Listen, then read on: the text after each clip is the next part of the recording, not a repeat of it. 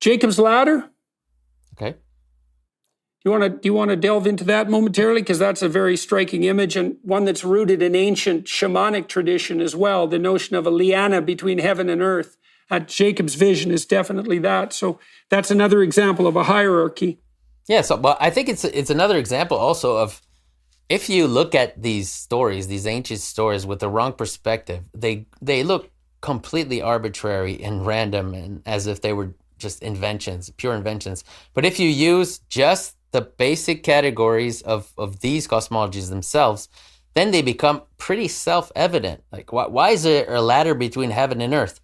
I mean, if you're thinking materially, why is there a ladder between heaven and earth? It doesn't make any sense. But if you think in terms of an ancient cosmology where everything is based on the idea of heaven joining earth, then obviously there's a ladder between heaven and earth. And a relationship between the abstract and the concrete, and a relationship between the infinite and the finite, and the relationship between the psychological and the material. And that has to be a structure with some intermediary levels. Yeah. Yeah, exactly that. So you can always look at things with different lenses. And if you look at the stories in the Bible with the lens of the basic patterns of heaven and earth and things like that, then a lot of the questions that seem unsolvable, they become not only unsolvable, but self-evident. So like, why is there a tree in the Garden of Eden? Self-evident. Why is there a ladder in Jacob's dream? Self-evident. It's always just the connectors of heaven and earth. Boom. Problem solved. You know what I mean? It all depends on how you look at it. Sometimes you look at something in one way, it seems very complicated. You look at it in another and it's like, oh, okay. Right. Well, and you described earlier, and I think this is worth revisiting. I mean, we're going to revisit the Sam Harris or even the postmodern critique. And so, because it's quite interesting that Sam and the postmodernists do the same thing, which is, how do you know you're not just imposing your arbitrary interpretation on a set of stories? And then how do you know that your arbitrary interpretation just doesn't serve your need and motive for the expression of power? And those are good questions. But you can't rush right to the answer that all interpretation is nothing but the self-serving imposition of power, and it's all arbitrary except at the behest of your whim.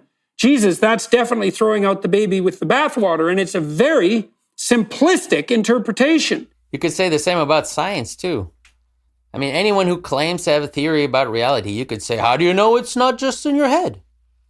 I mean, you could say that about anything. The answer is the same. How do you know? You experiment and you prove that your ideas and your theories are explain the phenomenon. It's the same thing in a story. If you say this is all about a certain pattern, that's like your theory. Well, I can prove it to you. I'll read the story and I'll show you that it's always an expression of this pattern. So you prove it in exactly the same way as science proves its theories. You can also prove it the same way that Kierkegaard and the existentialists insisted.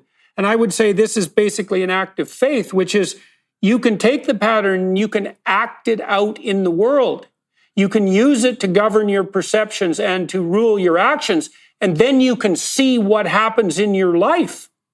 And I think a lot of the injunction in the Bible in relationship to faith isn't the command to accept a certain description of reality at the propositional level, but to act in accordance with this divine cosmology, and then to see the manifestation of that. That's the fruits, right, by which the tree is known, to see the manifestation of that decision to act and perceive in that manner in the world. And that is a fundamental test, and I do think that's something that has to be done at the level of the individual. That's definitely something that Kierkegaard stressed immensely, and that people like Solzhenitsyn and Jung and Dostoevsky, for that matter, also insisted upon. Not that there's not a communal element, right? Because we need to strive to do that together, to manifest our individual responsibility. But fundamentally, the test is pragmatic and almost like an engineering test, which is take the story, act it out, and stress test it. See if it helps you overcome the insuperable obstacle, and see if it protects you from nihilism and despair, and see if it orients you properly in relationship to yourself and other people, and see what it does with your relationship with women and with children and with your parents. And you can test the story that way. And as far as I can tell, the Bible is the compilation of stories that have been tested in that way. Yes, exactly. Yes, you can test it within the text to know if your interpretation of the text makes sense within the text. And like you said, that's even a higher level. I would say you could test it with reality, and then it's another story. And if you know the Bible very well and you understand the stories, you might start to discover that the patterns that are described in the Bible are also happening to you all the time, whether you want it or not, by the way. Yes, well, this is something Jung pointed out. He said, look, whether you know it or not, you're in the grips of a myth. And he meant a story. And you better figure out what the myth is, because it might not have the ending you want. And I read that and I was quite convinced by that, because I'd started to understand, that was years ago, decades ago, I'd started to understand that the reason that we're attracted to stories is because a story...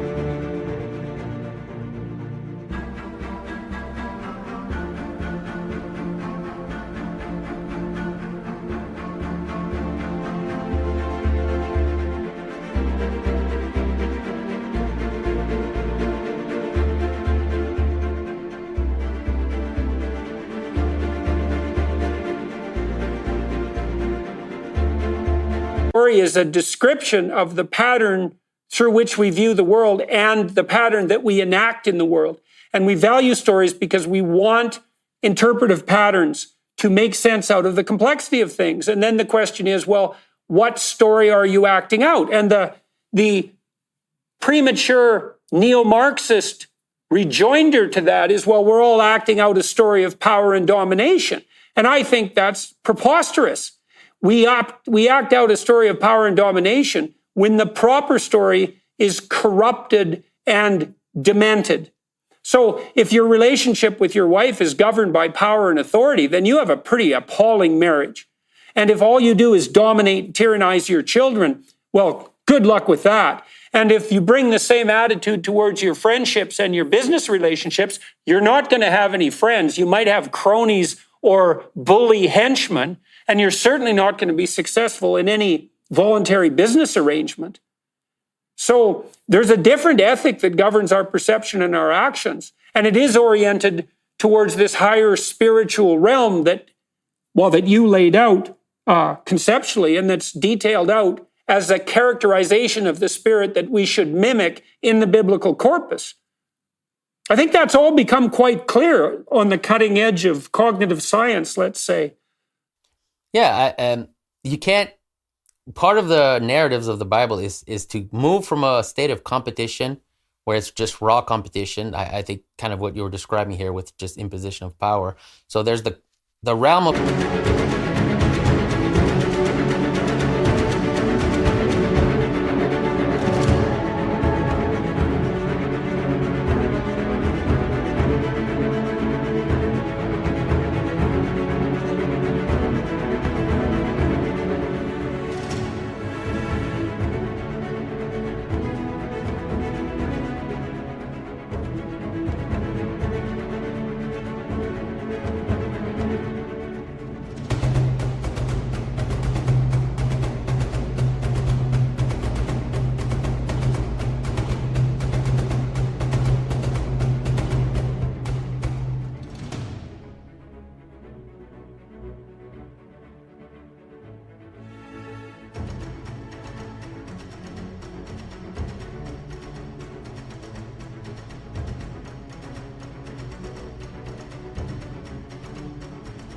competition, and that's symbolized by a cycle.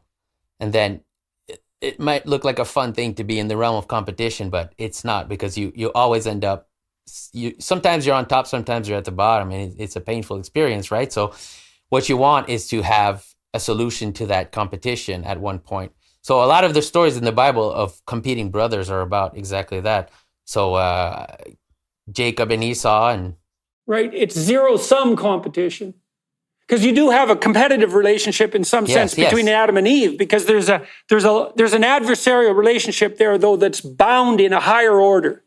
It's not competition over a finite set of limited resources.